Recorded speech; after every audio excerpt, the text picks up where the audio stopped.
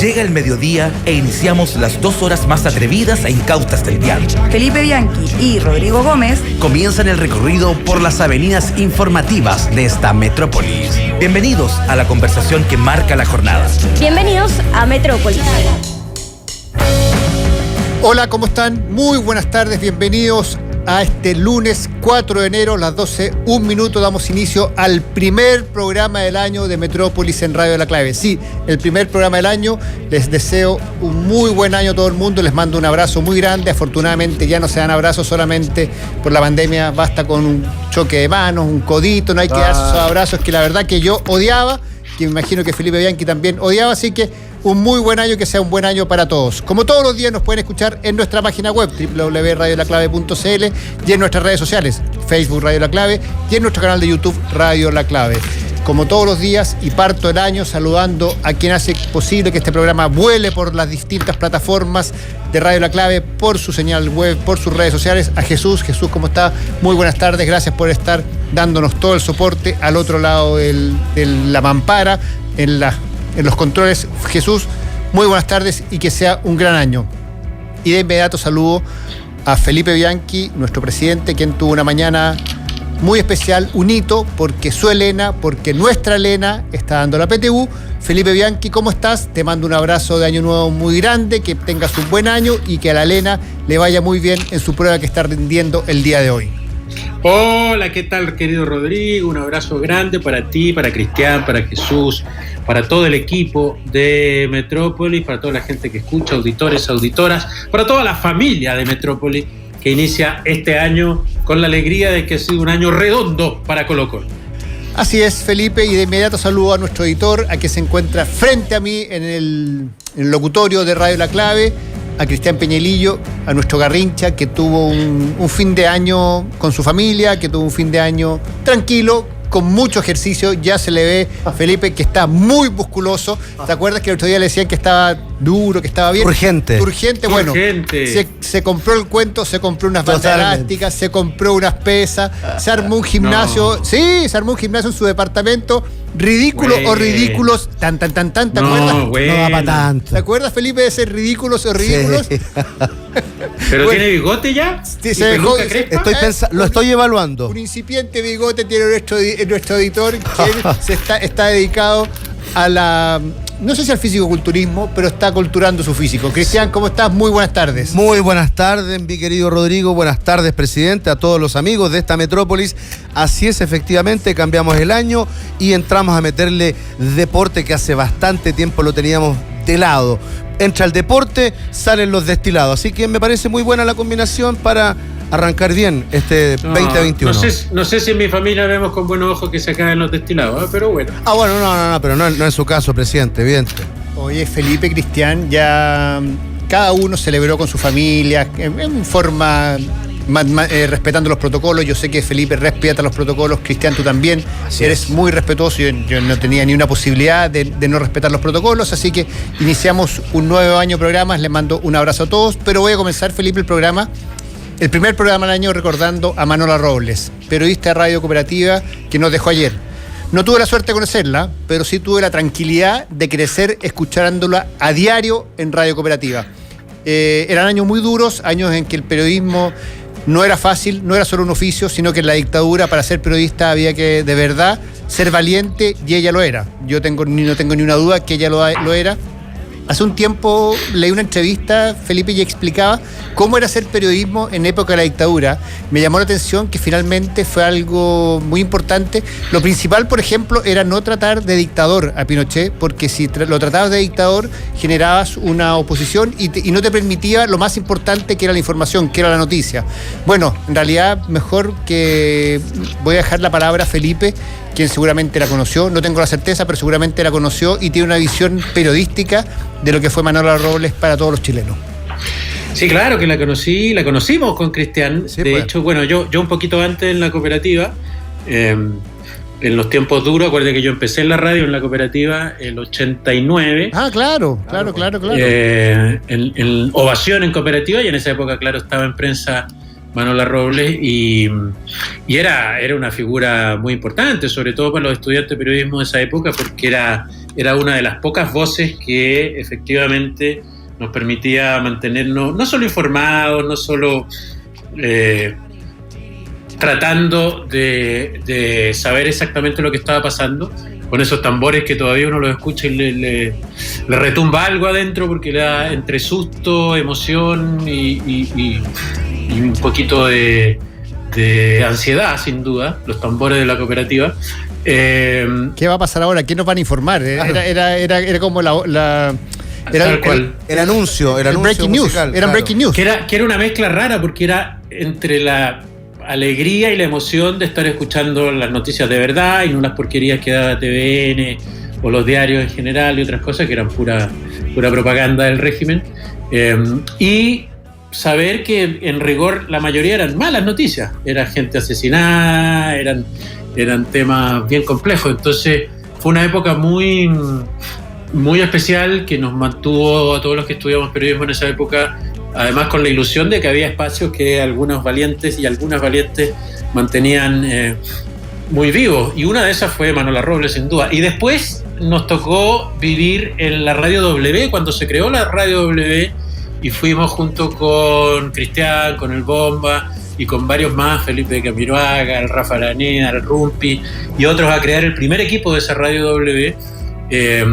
Una de las primeras jefas de prensa de la Radio W, lo que fue un golpe periodístico para ese momento, fue justamente Manola Robles, que se fue de la cooperativa para llegar a Radio W, y ahí tuvimos que compartir, pudimos compartir con ella mucho tiempo, y seguía siendo una periodista muy especial, muy, pero muy buena para la chucha.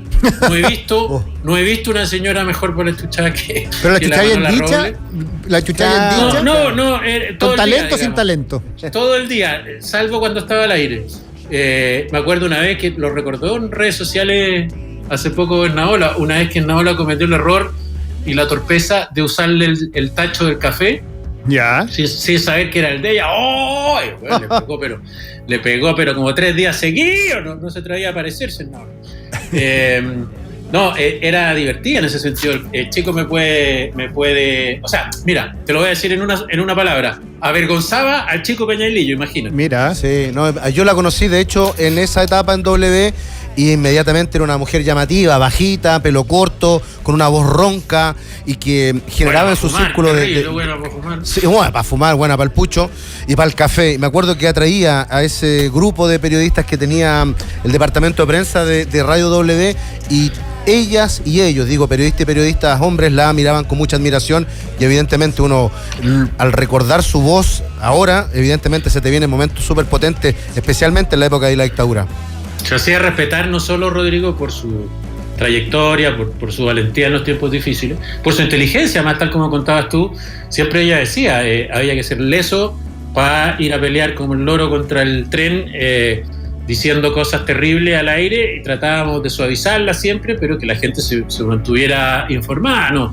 No hablábamos quizás como habría que haber hablado hoy día, por ejemplo, de asesinatos, de corrupción, pero se daba a entender, y los que aprendieron en la época de dictadura a leer entre líneas lo que decían los diarios, lo que decía, no había redes sociales, lo que decían algunas radios, podían entenderlo, porque si lo decías de otra manera, además te clausuraban, te cerraban. Claro. Entonces era una línea muy delgada en la que jugaba la cooperativa normalmente en esa época, y Manola Robles sabía hacerlo muy bien, y Sergio Campos sabía hacerlo muy bien, que eran las dos voces más emblemáticas de la radio, digamos.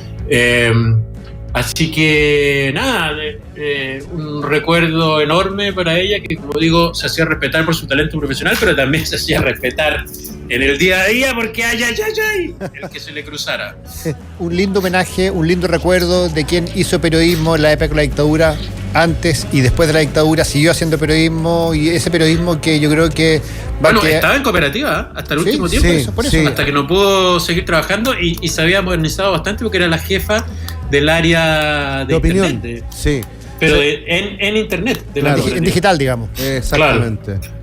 Así que nada, me parecía, Felipe, importante partir este programa de hoy, un programa de radio, un programa de opinión, un programa que escucha, un programa que trata de que la gente tenga opinión, recordando, yo creo, que a una persona que en las épocas de dictadura, en la época más difícil del periodismo, nos trajo la información. Bueno, metámonos, Felipe, a propósito de chuchadas, a propósito de Manuela Robles y las chuchadas, de la encuesta del día de hoy, del hashtag. Por favor, Cristian, ¿nos puedes detallar?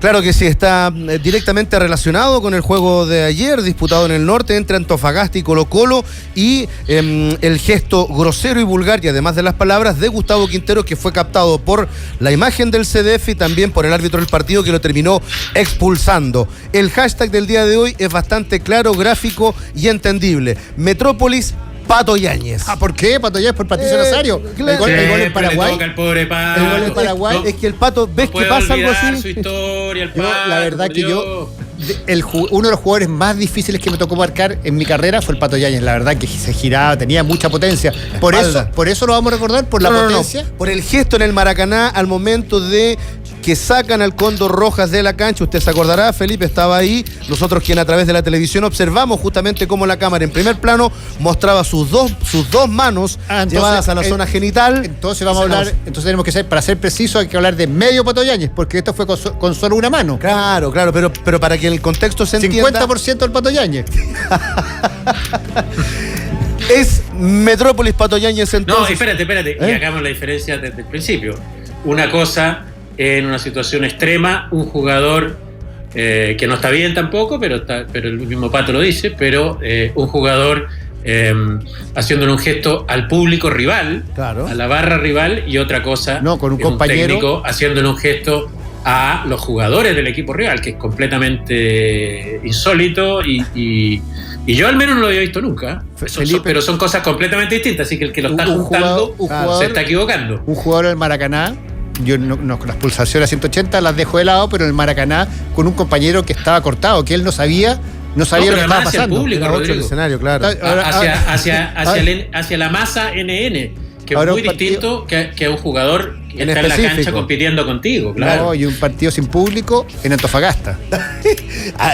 Es bien distinto el contexto, pero con 8.000 cámaras. Claro. El contexto siempre es importante. Claro, pero con 1.000 cámaras. Lo digo porque, para explicarme, más allá de. No estoy haciendo moralina, ni mucho menos. No justificando a nadie. Lo digo básicamente porque esa situación de 10 veces, en 7 termina en una batalla campal. Sí. Termina con los jugadores pegándole al técnico y los técnicos defendiéndose, qué sé yo, porque vale como una agresión, digamos. Un acto tan poco habitual y normal y deportivo en una cancha que normalmente eso habría terminado en pelea, y ahí radica la gravedad de la situación, sin tomar en cuenta el contexto, o sea, independiente de dónde se tocó, cómo se tocó y por qué lo hizo el técnico de Colo-Colo, para hablarlo en buen francés, venía hueveando desde el minuto 1, sí. A los árbitros ya le habían dicho 2 veces, contrólate, de la manera que expulsar, lo habrían expulsado igual, con o sin toqueteo, por las quejas, y no es primera vez. Bueno, un poco antes de leer un poco la pregunta y la pregunta, el hashtag el hashtag ya lo leímos, que era Pato Yáñez. 1 vez es accidente, Felipe. 2, coincidencia. 3, ya es conducta. Claro. Bien, entonces, esta es la pregunta. La primera encuesta de este 2021 dice así: las reiteradas actitudes de Gustavo Quinteros son 4 alternativas: casualidad, tontera, una estrategia o bien desesperación. Desde ya nomás les digo, muchachos, que la alternativa desesperación es la que suma mayor cantidad de votos y porcentajes, es decir, con un 53% el votante estima de que es una actitud desesperada. Bueno, recordemos que había sido Rodrigo Cristian. Eso es importante. Recordemos, mira, primero el partido. Recordemos que había sido expulsado pocos minutos antes su ayudante técnico. Claro. O su asistente, su preparador físico, digamos. Había sido expulsado pocos minutos antes. El preparador físico de Antofagasta, Felipe. Al fin del primer tiempo. No, echaron al de Colo-Colo cuando le fue a reclamar por los 3 minutos. Ok.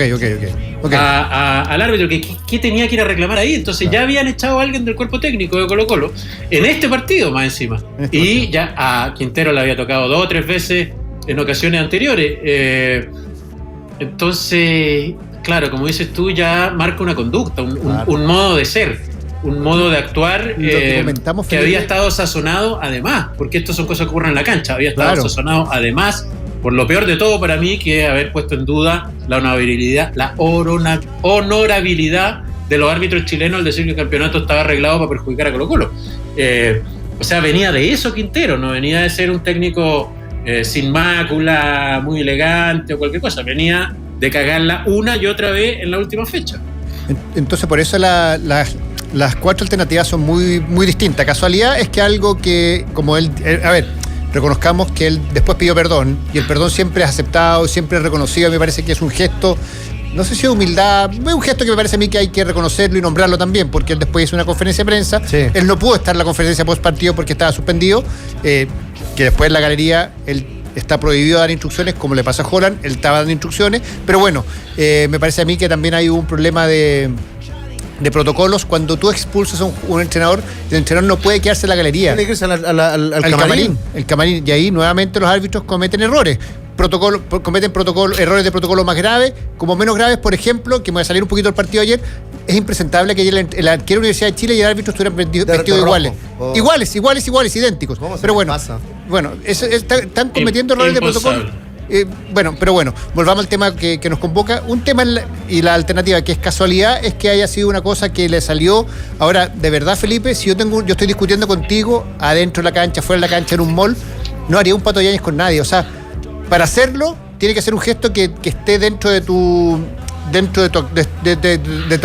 actuar. Es muy raro, por ejemplo, si yo no estoy discutiendo con alguien y le tiro un escupo, es porque tengo dentro de mis universo de posibilidades de tirar un escupo. Si estoy discutiendo con alguien y le pego un combo, es porque posiblemente dentro de mi lógica esté pegar un combo. Si estoy discutiendo con alguien, con un jugador, y le hago un Pato Yáñez, es porque dentro de mis posibilidades está el Pato Yáñez. La verdad, y aquí yo no vengo con moralina, ni con conservadurismo, ni con como cartuchismo, como lo quieran llamar. A mí no se me ocurriría hacer un Pato Yáñez con nadie.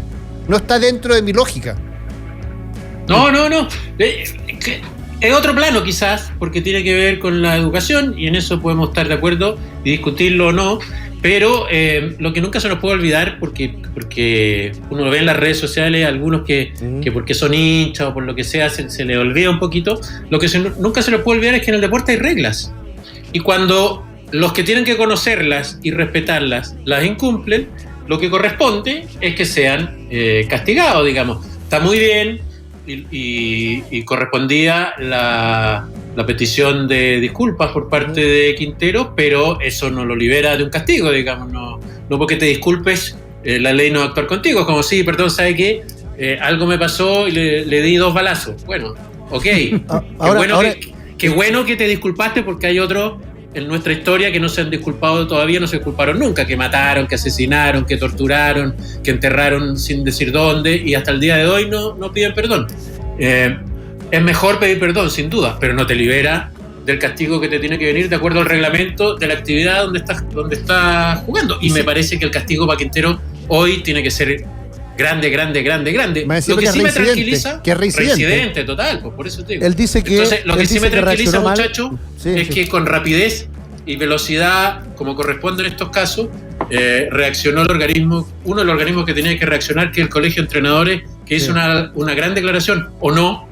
Sí, pero además lo que dice Quintero me parece que también es grave, porque él dice que reacciona así porque lo provocan desde dentro y desde fuera de la cancha. Por eso que, a juicio de él, algo que también me parece impresentable es justificarse así. Ayer el colegio técnico reaccionó con dureza ante la acción de Quintero. Dijo, entre otras cosas, xenofóbica, para mí xenofóbica la declaración, Felipe. Pensamos que siempre se debe tener el respeto por la actividad que se ejerce, dice el colegio técnico en este comunicado, más allá de los momentos específicos y de alta tensión que se puedan estar viviendo en un partido específico. La actitud que hemos visto hoy no se puede aceptar dentro de una cancha, dice la carta. Creemos que si bien estas conductas no necesariamente definen la naturaleza de un profesional, es de suma importancia revisar y analizar mediante las bases y reglamentos que regulan la competencia y deben ser sancionadas en su mérito a través del Tribunal de Disciplina de la ANFP. A ver, además, lo que dices tú. Cuando habla de la procedencia del entrenador, me parece a mí que ahí yo lo tomé como que de dónde viene, dónde está formado. Mira, dice acá, acá, en este extracto que lo que yo sí creo es que, y comparto, es que hay una responsabilidad mayor cuando está siendo recibido en otro medio para trabajar, digamos, que incluso se puede dar con gente, no sé, Pellegrini, por ejemplo, que llegara de un día para otro después de 20 años afuera, igual de chileno que todo, pero de alguna forma viene de otro ambiente, entonces no ha tenido relación previa con los árbitros, con lo que sea. Ahí a mí me parece que todavía hay que ser más cuidadoso, porque tú no puedes llegar y a los 2 meses decir, en Chile el campeonato está arreglado para que lo gane Colo-Colo, o para que lo pierda Colo-Colo. Hay que cuidarse más todavía que los que llevan toda una vida interactuando con esto, porque además tienes el disvalor, como se dice, de no conocer el medio. Sí, claro. Ahora, no es que seas argentino, ecuatoriano, brasileño, chileno o polaco. Se habla de 2 a 6 fechas, ¿ah? 2 a 6 fechas. Es lo que dice Ángel Boto en una entrevista que aparece hoy en el diario La Tercera. Ángel Boto, expresidente del Tribunal de Disciplina por más de 20 años a cargo del tribunal, dice en esta entrevista al diario La Tercera. ¿Cuántas quedan? De 2 a 6 partidos y quedan 7 fechas. Imagínate lo que es sin el técnico. Lo de 2 a 6 partidos es porque si fuera primera vez, claro, serían 2. Como hay reincidencia, van a ser más de 2. Puede llegar a 6, claro. Así que vamos a ver hasta dónde llega, pero de que merece un castigo, por supuesto que lo merece. Incluso merece un castigo del club, que es súper poco común que se hagan estas cosas que en otros países se hacen, que los clubes castigan a sus hinchas, castigan a sus jugadores, castigan a sus técnicos cuando incumplen las normas de conducta de la competencia en la que están inmersos. En Chile es súper poco normal y poco común que pase esto al revés, se mete bajo la alfombra, se trata de defender, se trata de... Empiezan estas frases absurdas de... Es la calentura del momento, ¿ah? Contra todo y contra todos, claro, y nos están perjudicando, y todas esas estupideces que todos conocemos bien y que tienen que ver más bien con abrir el paraguas y protegerse de errores cometidos. Pero a mí también me hace falta una declaración de Colo-Colo diciendo nuestro técnico la cagó, ha cometido una actitud indigna de un técnico de Colo-Colo. O sea, a mí me parece, Felipe, que... a ver, yo ayer... las redes sociales son la plaza pública y yo estoy dispuesto a conversar y a discutir. Cuando uno habla del VAR, está perjudicando, defendiendo a Colo-Colo. Cuando uno habla de Quintero, está perjudicando. No, la verdad que mi objetivo, y lo aclaro, es un fútbol mejor. Y así idealista es. Un fútbol mejor, un fútbol más justo, un fútbol más competitivo, un fútbol más decente, un fútbol que realmente te lleve a sentirte orgulloso de lo que está pasando en la cancha. Cuando yo veo la actitud de Quintero, lo que menos siento es orgullo, sobre todo cuando yo vengo de una historia, cuando yo decidí ser futbolista, me decía, vaya a ser futbolista con esos picantes, desde el prejuicio la gente lo decía, desde el prejuicio, y lo que yo quiero siempre es cuidar al fútbol, porque el futbolista es el promedio de la sociedad. Hay mejores, hay peores, hay gente que se porta mal, gente que se porta bien, gente que es alcohólica, gente que no es alcohólica, gente que va a caer por doping, gente que no va a caer por doping, gente que va a robar, gente que no va a robar. El fútbol no es mejor ni peor que las otras actividades, pero es mucho más fácil enlodar al fútbol. Y lo que hace Quintero ayer es justamente llevar agua hacia ese sector, llevar agua hacia la gente que quiere enlodar al fútbol y quiere decir que el fútbol es una actitud de primates, que el fútbol es una actitud de gente que no tiene cultura, y no es así. Lo que pasa es que siempre es mucho más fácil decir, vieron que el fútbol, estos gallos son nuevos ricos, gente que no tiene formación, y yo insisto, hacen lo que quieren, y yo insisto, hoy día, lamentablemente, a Quinteros, para mí le va a tener que tocar pagar los platos rotos de muchas cosas, pero también Quinteros se lo ha ganado porque es reincidente, y es reincidente en las actitudes de un fútbol antiguo. De un fútbol antiguo, de un fútbol en las expulsiones. Por eso, Felipe, de un fútbol que ya quedó absolutamente obsoleto. Ahora, perdón, Rodrigo, solo un matiz. Podemos, de acuerdo a la educación o a la estética, incluso de cada uno, discutir mucho sobre el gesto mismo. Pero para mí el tema de fondo no es ese. El tema de fondo es contra quién y por qué es el gesto, y eso sí que es imperdonable. O sea, podría haber sido un gesto distinto, incluso más elegante o menos elegante, de acuerdo al criterio de cada uno, con el dedo, claro, con las dos manos como hacían nuestros abuelitos diciendo a huevo, no, ese tipo de cosas. Asopado. O un paipazo o algo así. Un técnico no puede enfrascarse en una discusión con un jugador del equipo rival. O sea, es absurdo, es violento, está completamente prohibido, no es ni siquiera analizable. Por lo tanto, para mí ese es el centro del problema. O sea, si un técnico de un club importante cree que puede ponerse al nivel de un jugador en todo sentido, de edad, de cabeza, de criterio, de pulsaciones, de todo lo que quiera, y agarrarse a combo o agarrarse a puteada, está muy, muy perdido, y eso es demasiado castigable. No hay nada que discutir al respecto. Tienen que castigar a Quintero. Es muy discutible y yo insisto, Felipe, yo nunca lo había visto en el fútbol nacional.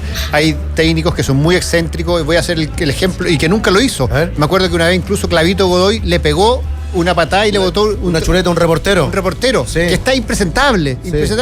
Es una agresión, y eso, pero me parece a mí que lo que hizo ayer Gustavo Quintero, 20 años después de lo que Clavito, estamos en otra época, estamos en otra dimensión. El fútbol ha mejorado, el fútbol ha avanzado, el fútbol tiene más plata en el sentido de inversión, el fútbol hoy día está en otro pie, el fútbol hoy día tiene 40 cámaras que te está siguiendo, hay que ser cuidadoso. Hoy día yo hace mucho tiempo que no veo que un jugador, por ejemplo, le tire un escupo a otro, cosa que a mí me pasó, que un rival me tirara un escupo y era impresentable. ¿Por qué?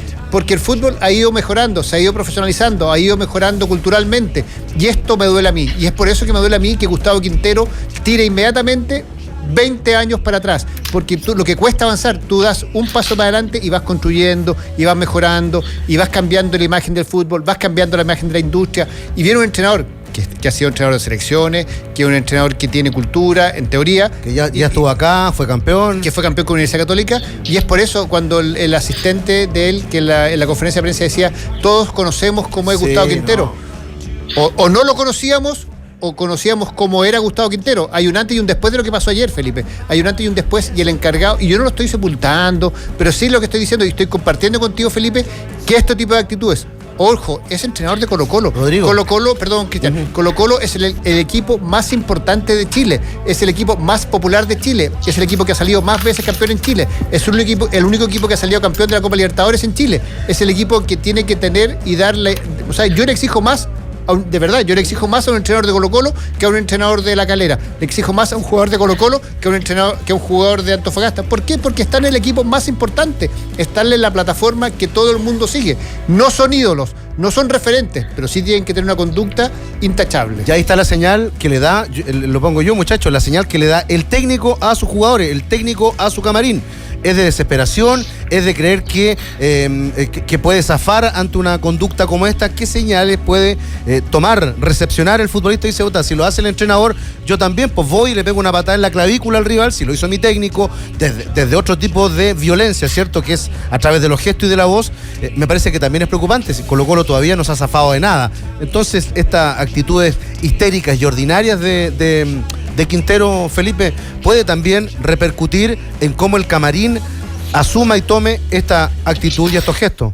Desde luego, hay una responsabilidad también hacia el grupo que tienes que conducir. Eso es del todo evidente, queridos muchachos. Cristian, ¿algún consejo antes de ir a la pausa? Claro que sí. A esta hora, primer programa del año, 4 de enero. Rodrigo, presidente, les digo lo siguiente. La camiseta de la Roja, esa que nos acompaña en las buenas y en las malas, no quiere ser un desecho más. Por eso Arauco presenta roja por fuera, verde por dentro. Una campaña que busca reutilizar 10.000 prendas ocupadas por los y las jugadoras de la Roja de todos. Inscríbete en rojasustentable.cl y participa por una de ellas. Arauco, por una Roja más sustentable. Vamos a una pausa y volvemos en Metrópolis. La Metrópolis no se detiene. Nosotros ya volvemos. La clave, me escucha.